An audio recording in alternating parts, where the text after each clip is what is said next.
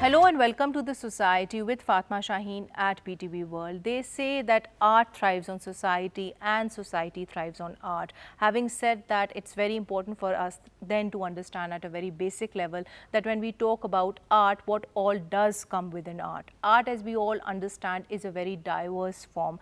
Today, we'll particularly be talking about artwork, about artists, about paintings, and what potential, if any, does art have to bring about positive social change. We'll also be talking about the changing trends of artwork as we do see them evolving in the Pakistani society. We'll be talking about the challenges that young artists face. Why is there so much lack of female representation in this particular industry? And last but not the least, what are the steps that we need to take if we are serious about boosting our arts and creative industry? This and much more to follow on today's show. And to do that, let me introduce you to my today's panel. My first panelist for the show today is Ms. Sahar Noon, who is a visual artist. Assalamu alaikum ji and welcome to the show. Thank you for having me on You're the show. most welcome. My second panelist for the show today is Ms. Mariam Hanif Khan, who is an art educator alongside being a curator. Assalamu alaikum ji and welcome to the show. Thank you. You're most welcome. And my third panelist for the show today is Ms. Somia Naveed, who is a contemporary abstract artist. She's also the co-founder of Art Soch Contemporary. Assalamu alaikum ji and welcome to the show. Walaikum salam. I would like to start the show with you. You know, Sahar, when we talk about art, I think something which I just, mentioned in my introduction as well, that, art is very diverse. But, sticking to basically painting and artwork per se for today's show, we understand that, you've been a very accomplished artist in your own right, and your work has been very varied. You've done interior projects, then you've also had the chance to do 3D paintings and 3D projects per se. But, when it comes to liking something like, it has to be, I think, a pick, because you can do so many things, but there's one thing which you have a special attachment to. So if you were to categorize and if you were to pick and choose, what would be that artwork which happens to be your favorite? So I would have to say that in terms of art, I'm more of a traditionalist. I like displaying technical detail because I feel like that is what differentiates the artist from his counterparts, because ek to wo thought hai na of the blank canvas, and I'm sure you guys also know about that. Right. But that is more minimal, conceptual, contemporary. I feel like there's a certain amount of skill is required to, because that is why God has given you that talent, right? Of course. So you can really display that skill. Right. So I'm more of a traditionalist like that. There is this divided school of thought. I know people who feel that, art is something which is God gifted. But then there are those people who feel that, you can perhaps work hard and work on your drawing skills to become an artist. So, did art come to you naturally, or did you think that, you had to work hard to be where you are today? So even before I was taught to hold a pencil, I was given a paintbrush. Because I think growing up, I've been around very creative individuals and self-made artists. So, that kind of appreciation and value for art has been instilled in me since childhood. And it's something that I'm very grateful for, because there's this awareness and there's this ability to be creative, right, that has been with me since childhood. Your point is noted, on which I'll come to you, madam. I think you've also had that benefit of doing very varied and very dynamic work. You've done 2D, 3D mediums, then you've also done site-specific work, then you've also worked on technological innovations. But overall, if you were to sum it up, how do you feel as a senior artist in the profession itself, that why is it so important for artists like yourself to be unique? I think, as you said, that creativity is the most important part in all if we talk about art. And thinking out of the box allows many possibilities to come up. So I think it is very important for artists to understand the time they're living, and you cannot really defy the technology factor and how important it has become. Of course. So of course, digitalization and everything, if you come up to that, I think right now it's the best time to come in this field, because everything is connected to visuals. I think more so after the COVID-19 Yeah, pandemic. of course. And the virtual world and everything, what is in the end of the virtual world? It is the world which you can see from eyes. Right. So I think it is the best period for arts. Right. Overall, the throughout the globe, Right. not only And I Pakistan. think this is something which has impacted other professions too, if I Yeah. may add, because of course we understand that, you know, digitization has had its own impact. But, you know, when we talk about being unique, because I think this is something on which a lot of artists gloat on, at least the ones I've met, they say that, you know, we take pride in our work because we feel it's so different from others. So why is it important for artists like yourself to be very, you know, unique, have that, you know, USP when it comes to their work? I think art is that sort of a field where the highlight you will bring is only able to come through that uniqueness. And I think that is how God has created us, that we all are unique in our own ways. So even whoever is producing art, their unique self will come eventually, and it will be unique in that way. Right. So I think every artist is unique. Also, I think at the end of the day, beauty lies in the eye of the beholder. You know, the way you might view a painting might not be the way that I view a painting, on which I'll come to you, madam. I think when we talk about art, a very interesting question which arises in this regard is that, you know, art, as we all know, is very fluid. But, you know, when we talk about painting per se, we have seen, and I think this is something that you've also been doing for quite some time, you've been painting all your life, you know, abstract art is something which is very interesting. But then, you know, there's a school of thought which says that, you know, what about those academic artists who've trained to become artists? So when we talk about definitions of art, when we talk about types of art, what all do you feel typically falls within art? Everything. Everything around us is art. The way a person talks, looks, puts themselves together, even that is an art. Everything created by Allah. When you look at the veins on a leaf or a snowflake, or the way stones are lying on the ground, anything. Right. You just have to have the capacity to view it as such. I think the narrative here then completely changes. I think then by that definition, it's all about having maybe perhaps an open mind and a bigger imagination. Oh, yes. Of course, because, you know, with fashion as well, I think the same argument applies, because they say that, you know, fashion for most people is kind of a lifestyle choice. What, you know, somebody might like for fashion, like an A person might like for fashion, the B person might. So I think that way art is very subjective. But when we talk about, you know, abstract art per se, because I know you've had that benefit of making quite a few abstract art paintings, do you feel that we have a market for abstract art in Pakistan? Do people relate to it? Do people understand it? There is a market for everything if you find the right people. For me, art is about experimenting. So every piece is a new experiment. Right. Sometimes it works, sometimes it doesn't. And there have been a lot of failed paintings which have been stashed in a corner and people love them. Right. So you don't know who is going to like what. Who is going to like what? I think I'll come to you on this, because, you know, you've had that benefit of doing a little bit of everything, like all kinds of work. So when we, you know, talk about the changing trends, about, you know, the tastes people have now in terms of the kind of paintings they like, do you feel that, you know, overall over a period of time, people have generally become more art aware? Like, you know, if they were to come to a certain place and for that matter buy a painting off an exhibit or off in a gallery, they would, you know, come with that knowledge that, you know, this is the kind of work we want, this is the kind of artist we would preferably want to buy a painting from. So social media has given a lot of awareness to people sitting at home, scrolling through on the phones, so they know more about what's happening internationally and in the local scene as well, because everything is so easily accessible on your screen, Right. which is why they are more aware of what's happening, the art trends, the art community, because art is linked to your socio-cultural development. Of course. So obviously what's happening around the world is impacting art directly. Art is reflective of life and life is reflective of art, vice versa. Exactly, which is why people are more aware, and I think the serious art buyer will obviously buy art for the love of it, and then some buy it for as an investment piece also.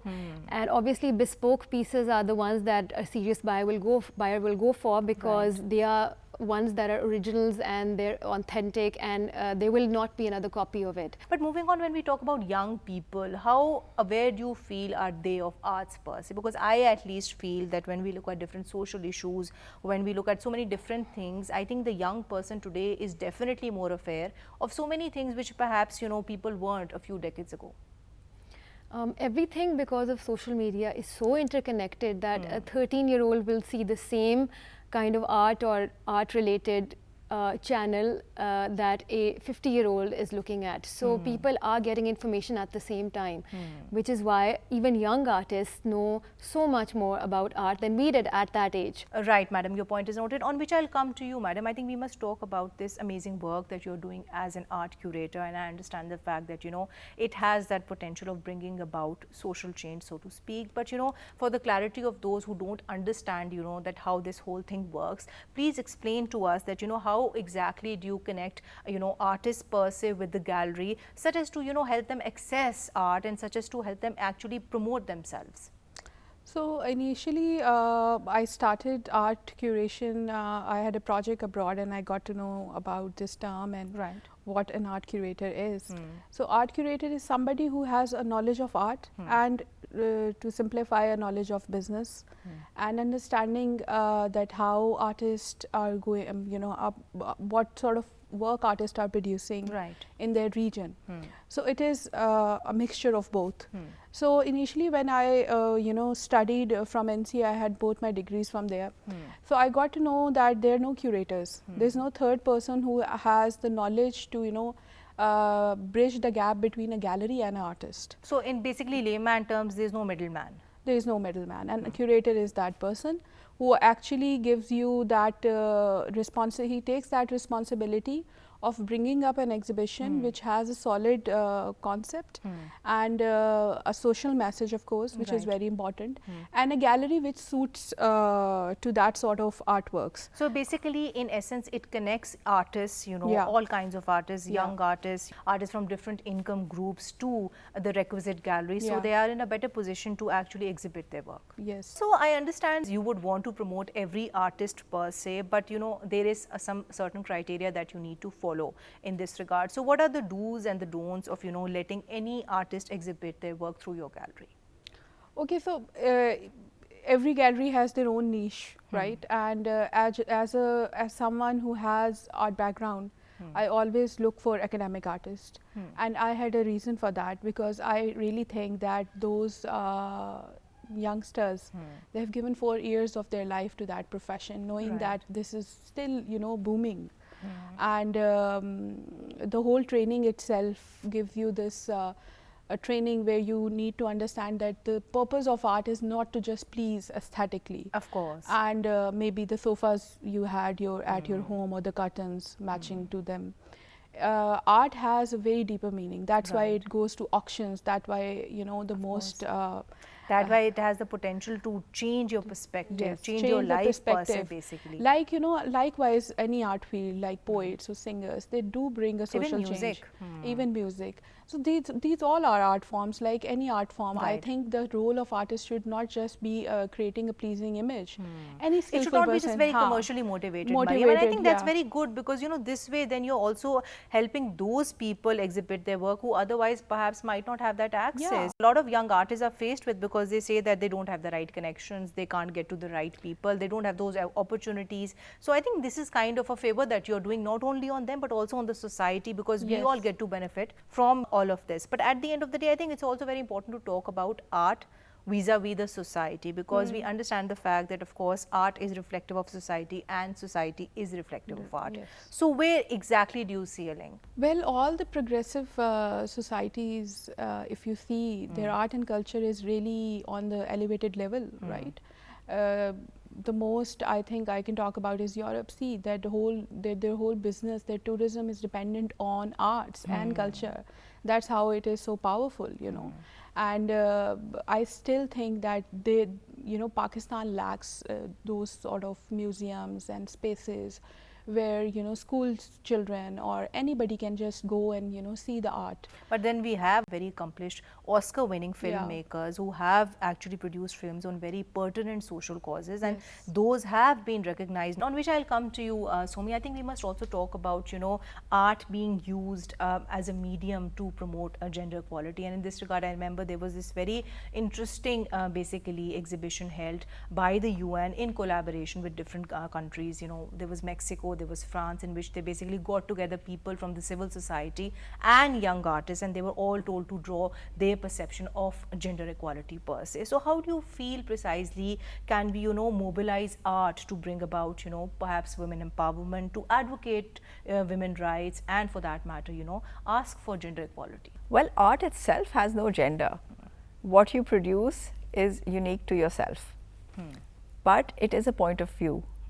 So when your art is displayed, you are showing other people a point of view.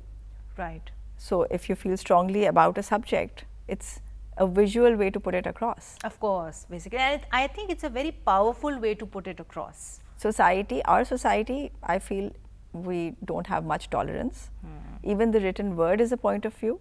And when you look at something and you see another person's, what that person is going through or has gone through, it does open your eyes. Of course. And I think art is that one medium in which you can do the same in a very effective manner. I think it has that impact on perhaps everybody, because even with abstract art, and I think this is something on which you would agree with me on, because when I was researching for this show, I came across the fact that even for artists like yourself who draw such abstract paintings, there's a lot of calculations, there's a lot of technicalities, there's a lot of work that goes into it. It's just not abstract per se. So if you were to translate that same skill in perhaps making drawings of things that you very strongly feel for, like I just mentioned this UN forum where basically different countries were invited and artists were invited to basically give forward their perception of gender equality. I think these are the little things which make a great impact, on which I'll come to you, Sahar. I think there are a lot of challenges which women face when they enter the industry, and I think the one which is perhaps the most glaring one is that they complain that they don't get the same amount of representation as opposed to their male counterparts. So did something like that happen to you?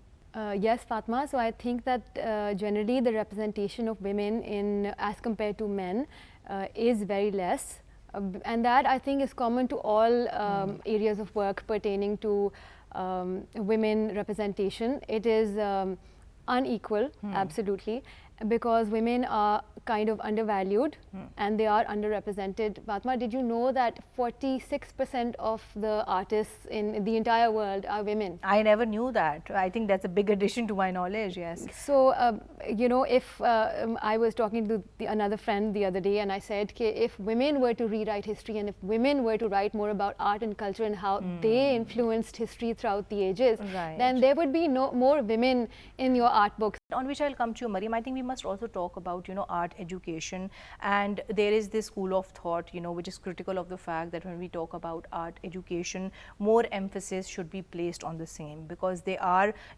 schools which are teaching art at a primary level, but then there are places which actually ignore it or overlook it. So considering that, you yourself have been running these art classes in Lahore for quite some time now, why do you feel is there a pressing need to teach art to students, to young children, more so at a primary level?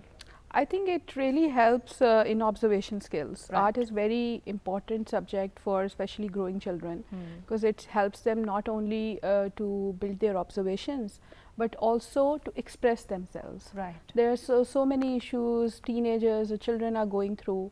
When you allow them to give give a surface or a pencil or a paper, it allows them to make something new out of it and express what they're really feeling. So even art is very important for mental health. Right. And that part in our society we are missing. And I think this is something that you can really comment on, because when I was going through your profile, I came across the fact that you've been very actively participating in these meditative art workshops, more so in Dubai. So tell us more about them, that what is the scope of such workshops and how new is this concept to Pakistan, because very frankly I haven't come across it until unless I was told that yes, you are that one artist who actually has had that benefit of going to such workshops. So in my own practice I was also talking about that how art can help in bringing issues which are not resolved, and doing such practices which allow you certain focus and a certain posture, which can, you know, bring up so many things which are, you know, inside you and you want to take out. And meditative art was a workshop which I gave in Dubai in 2015. It was about allowing yourself to, you know, build the focus and that intricacy in that, you know, work and, you know, mark making, which gives you that sort of a trance-like zone. Right, Mariam, your point is noted, on which I'll come to you, Somi. I think we must also talk about this very interesting art retreat that you've managed to arrange, you know, not only for artists like yourself, but, you know, for anybody and everybody who wants to be a part of it. So tell us that, you know, what motivated you to actually come forward with this idea, because I understand that it is very unique, that, you know, you're collecting a bunch of people, all belonging to different walks of life, and taking them up north to just sit, relax, paint, revitalize, find themselves, and just, you know, enjoy. Well, the way we live our lives, it's so structured. We have to follow a certain pattern and expectation. There's so many people to please. Then there are so many expectations we have of ourselves. Going to an art retreat is getting away from it all. Right. And then there is the beauty of I don't know. Before you look at before you start even making your first mark on the canvas, you don't know what you're doing. You don't know what you will do. As soon as you make the first mark, you have to follow it. So resting in that place of I don't know is actually beautiful. I think it's bliss. Even in life, there's so many times when you're stuck. Like, I don't know what I have to do. I don't know what I should be doing after this. I'm stuck. It gives you that feeling of being calm, of being happy, just letting go. It's okay to be in that space and wait it out. But the until you question do know. then is that artists who would be there at your workshop, they would be very happily painting, letting things out. But what about people like myself or maybe somebody else? It's not for us. So then how do you get that retreat? How do you basically enjoy that workshop? How do you actually let yourself loose? That child is there in all of us. It just needs to get away from our parents, from our children, from our work. Once you are physically away from it and you spend time with yourself, then myself comes out. Very rightly put by yourself, and I think this is very important. This is something which we must regularly do, because at the end of the day, I think until and unless you love yourself first, nothing else falls into line. On which I'll come to you, Sahar. I think COVID-19 pandemic and, you know, the way it has impacted not only art, the world per se, I think everything has now changed. So, you know, for artists like yourself, how do you feel have you people use this pandemic, you know, as an opportunity to reinvent yourself, to make yourself more relevant, and of course to grow too? In my opinion, I think there's quite a boom in the art industry these days, because the artist finally has his own platform to showcase his own art the way he wants it to be seen, marketed, because for example on Instagram it can be your own personal gallery, and an artist can control the dynamics behind their own painting, how they want to represent it. It could be any image. So I think it's a great advantage for artists to have their own sort of gallery on social media, and it's really impacted art in a good way, because everyone can represent their art according to their own needs. Right. I think it's good because, you know, it gives you that opportunity, that forum to market yourselves in a much perhaps cheaper manner and maybe in a more effective manner. But then would you not, you know, agree with me on this, that when it comes to maybe abstract artists like yourself, if somebody was to market their abstract paintings online, would it have that same effect? Because abstract art, at least the way I see it, is something which is very real. In order to experience it, in order to understand it, you have to have that real narrative. You have to see it in person. There is nothing which can match walking up to a real piece, to an actual piece of art and standing in front of it and getting that mood. Right. But it's nice to see it on Instagram, and then you can decide what you want to actually see. I think it just makes it more convenient and more easy. That is why there's a big boom in digital art. I was talking about NFTs with you, I and remember. non-fungible tokens. I think that's a great way of having a copyright digital document that you can call your own art. And that has given rise to so many amazing graphic designers and digital artists. Right, Sahar, your point is noted. And I think in this regard, we must also talk about Pakistan's amazing bus truck art, which of course has gotten international recognition as well. So how do you feel, Mariam, can we use this to actually, boost our tourism industry? Because this is something which is very good, and this is something which we need to promote, but we need to do it the right way in order, of course, to, give off a positive image of the country too.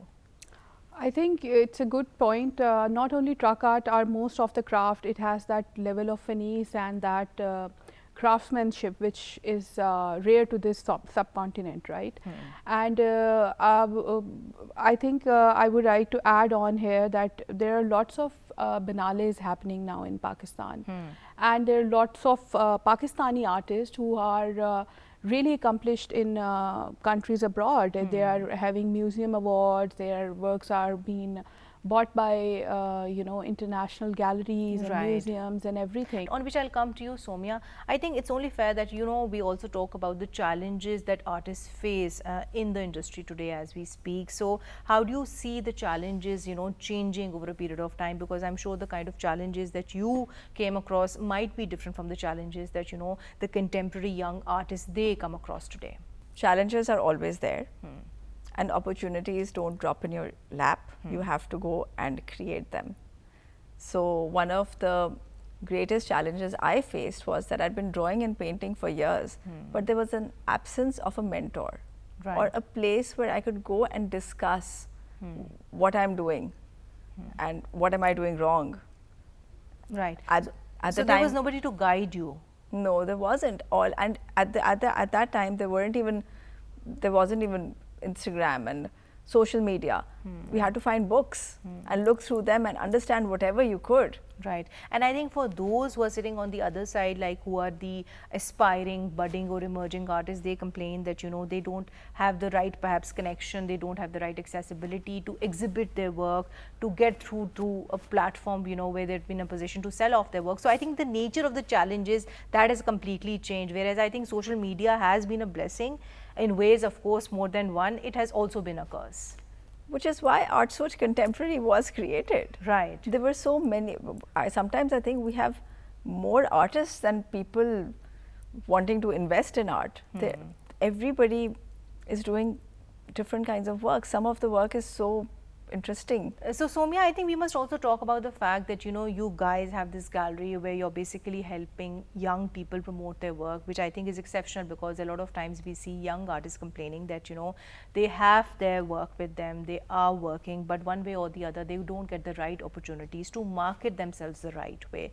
So how precisely is your gallery actually working to address this concern?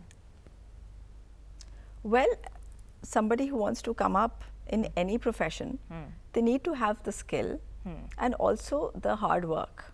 Of course. If they're very laid back and they don't perform, or they make a promise they can't keep, then nobody's going to take them seriously. Right. They have to find a mentor, they have to give themselves the exposure. Go out, look at work, look at other people's work, look online, never pass up a chance to learn something new. Right. But I think the way that you guys work positively this way is that you actually help them connect with people who might perhaps be interested in buying their work that way. These are the things which any artist would want to do, on which I'll come to you, Sahar. I think she's raised some very interesting points on which I would want you to deliberate further, and of course, to wrap up today's conversation, that when it comes to being a successful artist, which you are in your own right today, what are the tips that you would want to pass on to young aspiring artists? First of all, I think having studied from an art school, I think the school itself needs to educate the artist to know how to market their art. That is the one most important thing, because artists are left completely clueless after. Right. Because I do feel that they're so undervalued, as galleries charge a 40% commission on the artwork, the exhibited artwork, which is a lot for the struggling artist who can barely make ends meet initially. So if, of course, they are getting a meager and a very nominal amount, then 40% would count for a lot. But I think another way to look at it is that, the gallery is giving them that forum, the gallery is giving them that space to advertise. Yes. And I think in this regard, we must also talk about the fact that when it comes to the do's and the don'ts, what advice would you give to the young people out there, that, what are the things that they need to invest in, and what are the things that they should ideally, steer clear from when it comes to being a successful artist? So firstly, I think keeping yourself aware about the art trends in the art world, Right. locally visiting exhibitions, taking part in art competitions. I think it's very important to know what other people are thinking and how, because art benefits society. Art is directly interlinked to the social course. society. So It you- boosts the economy as exactly. well. So you will basically. know. So another thing to add would be these days there are so many a variety of jobs that offer the platform to artists to be creative, and they don't have to be technically or traditionally skilled, which is great because there's so many new avenues for artists to be creative. So I think that's very rightly put by yourself, Seher, that when we talk about, using art as a catalyst for social change, it must be done, because I think from the artist's viewpoint as well, this is definitely something which, kind of differentiates your work from other artists. So art does influence the viewer because it accounts for more dialogue between the viewer and the artist, and there is more tolerance for another person's point of view. It accounts for more thoughtful conversation between two different opposing parties, because it really has no barriers. Right, Zaha, your point is noted, on which I'll come to you, Mariam, and moving towards the end of the show. How precisely do you feel can we all work towards, strengthening art in our society today? In this regard, we have seen that, the government has been very focused on basically providing incentives to artists. And then, of course, we have seen, it announcing that, for filmmakers too, there are going to be incentives too. But do you not feel that, placing this entire responsibility on the state, that is too much? I think the society also needs to kick in here. I think that is very true, because the role of society should be promoting, and buying art from artists which are especially academically trained, because as I said, that the whole education system of art needs to be risen to, get that sort of attention from the world. And to society, my message should be that don't buy art for the sake of what it is matching for, but rather what the artist holds. That's and so the rightly message put. they give. Basically. And how far they're gonna go. Basically. And that's how I think we can help that side of economy, where we should, not just buy art for the decoration, but buy art to support those artists. Right. And who make meaningful professions. art, Yeah. who basically do Yeah. art with a constructive Yeah. purpose. I think and that's even very the rightly private put. investors, I think they really need to invest in commission projects. Publicly, we do so many of projects, new societies are launching, but every time I go and see art there, and the monumental, especially sculptures, they're old traditional stuff they're doing. I think they should come up to artists who are academically trained, or maybe connect to certain galleries who can provide them those artists. Right, Mariam, your point is noted, on which I'll come to you, Somya. And to conclude today's show, I think a very important thing that we need to talk in this regard is that when we talk about, boosting art as an industry, and of course encouraging artists to not only enter the industry but also to sustain themselves once they are in it, I think it's very important for us to also change our societal attitudes towards them, because, at least as an objective bystander, I observe the fact that when we talk about artists, when we talk about art, I still feel that at some level in our society, we unfortunately don't give them that same level of recognition which we perhaps do to other, professionals, be it medical professionals, be it engineers, or for that matter, even lawyers. So how precisely do you feel as a society can we create that perfect environment in which we can, let art thrive? I think there need to be more spaces where people can go and create art. I've imagined an artist's commune with warehouses where artists can rent spaces and then create next to each other in the same environment, meet each other. And also, not only that, I think even if you don't want to take that interest in that life of an artist, sometimes people just pass by and they buy a painting just because they like it.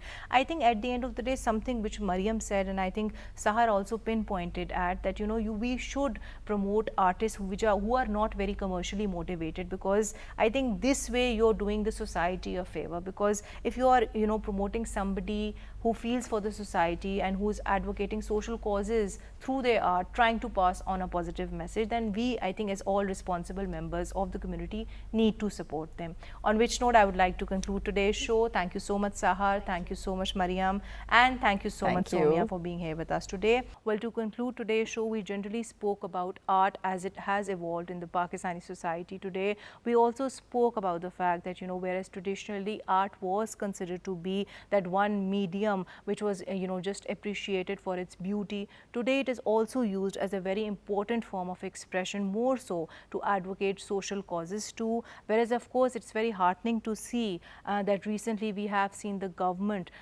take steps to revive the film industry, which is, of course, a very important part of art too. But as a society, I feel it is our responsibility as well to create an environment which gives artists that, kind of a congenial atmosphere to thrive, because this is not only important for a more fairer, rather also for a more creative world. On that note, signing off for today. Until next time, take care and Allah Hafiz.